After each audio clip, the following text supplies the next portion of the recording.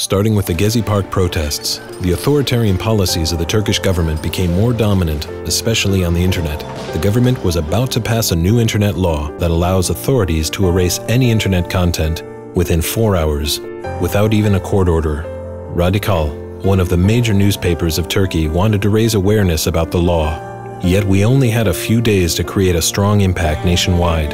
So we decided to make readers experience the censored internet, the fading news.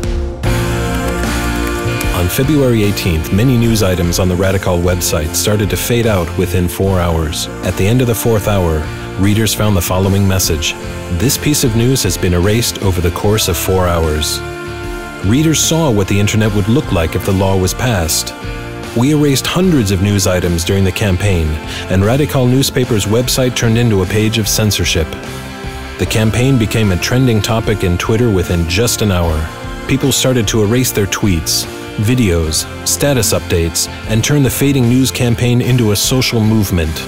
Journalists, celebrities, politicians, and bloggers all over the world supported the campaign.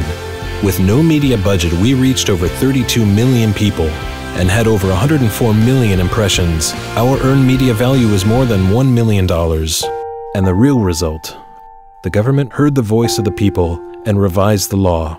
Now, it's necessary to have a court order to erase content on the internet.